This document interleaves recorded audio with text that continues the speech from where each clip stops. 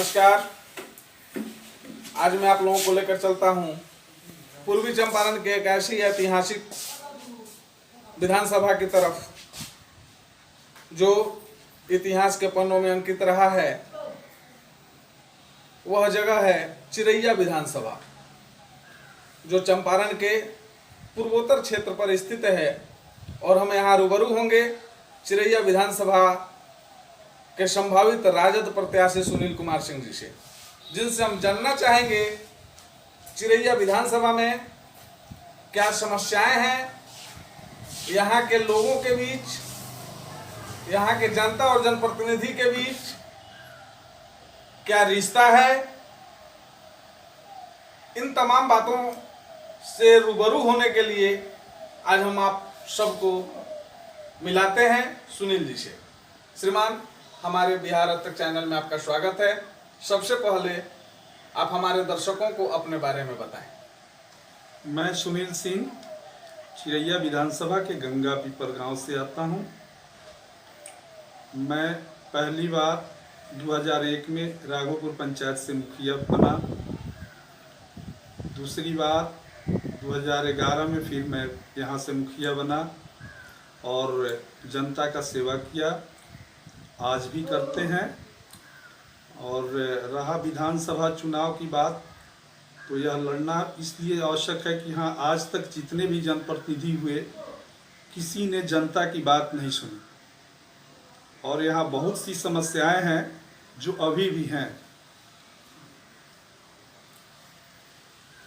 आप चिरैया विधानसभा के राघोपुर पंचायत के मुखिया रहे, समाज से आपका काफी करीबी लगाव रहा है, तो आखिरकार क्या आपके दिमाग में आया कि आपने विधानसभा की दावेदारी के लिए सोचा? एक मुखिया भी तो समाज सेवक है, फिर इतने बड़े पैमाने पर सोचने की क्या जरूरत थी? इसके पीछे क्या रहस्य है? दो सब यहाँ पे अभी तक जितने भी विधायक हुए, जितने भी एमपी हुए, उस सब लोग बहुत से काम ऐसा जो नहीं कर पाए, जो मेरे जहन में है उस काम को मैं करना चाहता हूँ। यहाँ के जनता को दिक्कत यहाँ है कि स्वास्थ्य, शिक्षा, इस सब की बहुत ही कमी है चिरैया विधानसभा क्षेत्र में। बाढ़ के दिनों में चिरैया और पताही दोनों जगह लोग बहुत परेशान हो जाते हैं।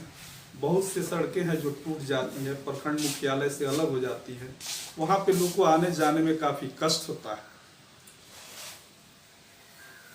चिरैया आपका जिला मुख्यालय से करीब का पंचायत है, विधानसभा परिक्षेत्र है। मैं अपने दर्शकों के माध्यम से यह जानना चाहूँगा कि जनता अगर आपको मौका देती है और आपको विधानसभा भेजने का काम करती है, चिरैया विधानसभा के विकास के लिए आपका क्या मास्टर प्लान है? आप चिरैया विधानसभा का विकास कैसे करेंगे? इस संदर्भ में दो शब्द। हम जो यहाँ अभी तक कोई जनप्रतिनिधि ऐसा काम नहीं किया जिससे जनता को भला हो सके, और हमने सोचा है कि जब हम अगर आए सत्ता में, हमको अगर लोग यहाँ से भेजा विधानसभा, तो मैं यहाँ सबसे पहले महिलाओं के लिए कुटीर उद्योग का व्यवस्था कराऊंगा, किसानों के लिए हर चीज़ जो सुविधा होता है वह व्यवस्था कराऊंगा। रहा रोड सड़क की बात, उसका हॉस्पिटल, स्कूल, इस सब की व्यवस्था अच्छी हो जिससे यहाँ के बच्चे अच्छे स्कूल में पढ़ सके, अच्छा कर सके।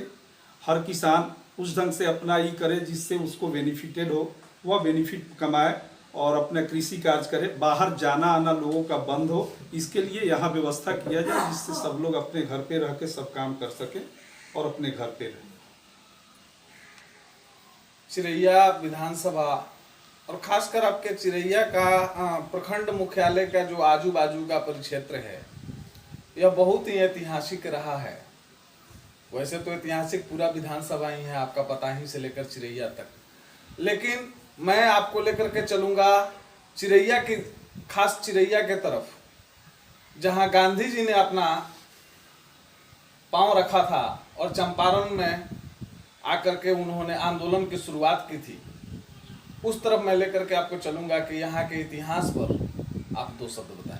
यहाँ महात्मा गांधी जी आए थे मधुबनी आश्रम में, मधुमती आश्रम में उन्होंने रेशम का कारोबार कराया सब लोगों से। उस समय हर घर में हम लोग के यहाँ इधर लगभग यहाँ 10 गांव में चरखा चलता था जिससे रेशम कटता था और लोग महिलाएं उसको आश्रम में भेजती थी, जिससे हर लोग के घर में कुछ न कुछ आय होता था, जो आज बंद हो गया। और वही आश्रम आज जीर्णशीर्ण अवस्था में है। उसको आज तक किसी ने नहीं देखा और नहीं कोई आज तक उस पर कोई सोचा, जबकि आज़ादी के आज 70-72 बरस बाद भी उसको कोई पूछने वाला नहीं मिला। और वैसे ही जीर्णशीर्ण अवस्था में वह धीरे धीरे खत्म हो चुका है। आज भी उसके ज़मीन वगैरह सब चीज़ है, वह सब चीज़ है जो सब जीर्णशीर्ण अवस्था में है, उसको कोई नहीं देखा आज तक। सिर्फ अगर उसको ठीक ठाक कर दिया जाए तो 10 गांव की महिलाएं रोजगार मिल जाएगी, 10 गांव के महिलाओं। मैं पुनः अपने जनता के दर्शकों के माध्यम से आपसे जानना चाहूँगा, जनता ने अगर आपको मौका देती है तो यहाँ के विकास के लिए आपका क्या मास्टर प्लान है, उस संदर्भ में 2 शब्द बताएं। छात्र नौजवानों के लिए, किसानों के लिए और रोजगार के क्षेत्र में आपका क्या मास्टर प्लान है? अभी तक तो यहाँ कोई रोजगार नहीं है, कोई प्लान अभी तक नहीं किया लोगों ने। इतने दिन से सब लोग ऐसे ही भटकते रह गए। जितने भी प्रतिनिधि आए सभी जनता को छलने का काम किया, किसी ने काम नहीं किया। सिर्फ वोट लेने के समय आते हैं, जनता से मिलते हैं, उसके बाद फिर चले गए। तो फिर वो मिलने नहीं आते जनता से कि उसकी समस्या क्या। अगर मुझे मौका मिला तो हर चीज़ हर समय जनता का जो समस्या होगा सिर्फ उतना ही से मुझे मतलब होगा, और चीज़ से मतलब नहीं होगा, क्योंकि मैं शुरू से सिर्फ जनता का सेवा करता हूँ, उसी में विश्वास रहता है।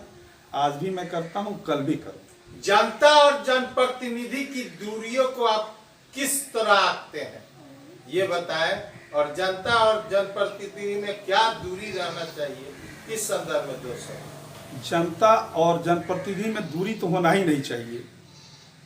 वह बहुत ही करीब का रिश्ता है, जिससे हम वोट लेके विधानसभा जाते हैं। उसका हर चीज अगर हम नहीं सुनते हैं तो मुझे राजनीति करने का हक नहीं। मुझे हर चीज वही करना है जो जनता के खुशी के लिए हो, सुख सुविधा के लिए हो, पढ़ने लिखने के लिए हो या कृषि के लिए हो। कुछ खट्टे मीठे सवालों के बीच मैं आपसे यह अपने दर्शकों के माध्यम से जानना चाहूँगा कि बिहार में बहुत सारी पार्टियां हैं, बहुत सारी पार्टियां अभी भी अपने पांव जमाने की कोशिश कर रही है, फिर भी आप राजद में हैं। इसके पीछे क्या रहस्य है? क्या माना जाता है कि राजद एक दबंगों की पार्टी है यह, और आप राजपूत बिरादरी से आते हैं, इस पर आप 2 शब्द बताएं। वैसी दबंग पार्टी की बात नहीं है। हमने शुरू से ही आरजेडी में ही रहा। शुरू से जब यह पार्टी बनी, हम लोग के साथ सीताराम बाबू बिहार सरकार में मंत्री हुआ करते थे, जिनके साथ हम लोग ने राजनीति शुरू किया, और तब से आज तक आरजेडी में ही है। और आरजेडी के बारे में जो कहा जाता है दबंग, ये सब वैसी बात नहीं है। वो सब चीज़ जो है ठीक ठाक है। वो कहने के लिए लोग कह देते हैं दबंग है या है।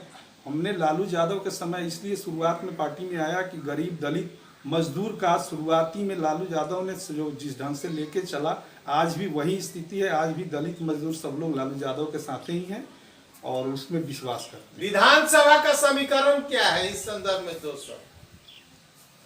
इस का समीकरण है, अगर हम लोग को युवा वर्ग को अगर मौका मिलता है तो इस विधानसभा से हम लोग विधानसभा जा सकते हैं।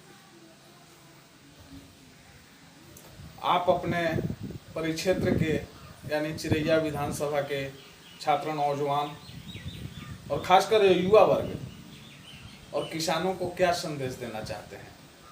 युवा वर्ग जो बेरोजगार है उनके लिए रोजगार का व्यवस्था किया जाए, जिसके लिए उद्योग की व्यवस्था होगी, जिसमें लोग वर्क कर सके, काम कर सके।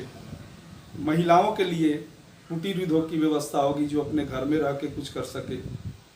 और एजुकेशन की बात है तो उसमें तो सबसे बड़ी बात है कि यहाँ स्कूल की व्यवस्था ठीक ठाक नहीं है।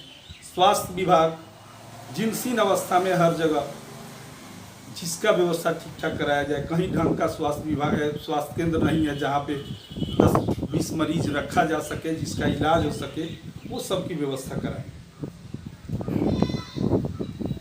आज बिहार समेत पूरा विश्व वैश्विक महामारी कोरोना से जंग लड़ रहा है, और खासकर हमारा बिहार, और उसमें भी तो चंपारण, तो दो तरफा प्राकृतिक आपदा को झेल रहा है। एक तरफ वैश्विक महामारी और दूसरी तरफ बाढ़ का प्रकोप। मैं पुनः आपको लेकर चलूंगा चिरैया विधानसभा की तरफ, और अपने दर्शकों के माध्यम से यह जानना चाहूंगा कि जनता अगर आपको मौका देती है तो बाढ़ के प्रकोप से बचाने के लिए चिरैया विधानसभा को आपका क्या पहल होगा, कैसे यहाँ की जनता को विनाशकारी आपदा जैसी इस बाढ़ से बचाया जा सकेगा? उसके लिए जो भी व्यवस्था जहाँ से हो कि यहाँ बाढ़ नहीं आए, उसके लिए जो व्यवस्था होगा उसको देख करके कराने का कुछ काम किया जाएगा कि जिससे यहाँ बाढ़ की व्यवस्था नहीं। जैसे बहुत जगह है जो बांध बन जाए तो वहाँ बाढ़ नहीं जाएगी, बहुत जगह रोड सड़कें टूटती हैं, उसका कारण यही है कि वहाँ पे पुल नहीं है, पुल पुलिया का व्यवस्था हो। जो नाला जीर्ण अवस्था में चला गया है उसका उड़ाही कराया जाए ताकि पानी जमा नहीं होकर वह निकल जाए। यह सब व्यवस्था किया जाएगा तो जाके व्यवस्था बदल सकता है। धन्यवाद। आप देख रहे थे चिरैया विधानसभा के राजद के संभावित प्रत्याशी सुनील जी को, जिन्होंने हम सभी को चिरैया विधानसभा की समस्याओं से अवगत कराया और साथ ही चिरैया की कैसे विकास हो सकती है इसके बारे में बताया, और हम सभी को यहाँ के ऐतिहासिक स्थान के बारे में भी बताया। मैं एस के कश्यप, जर्नलिस्ट, बिहार।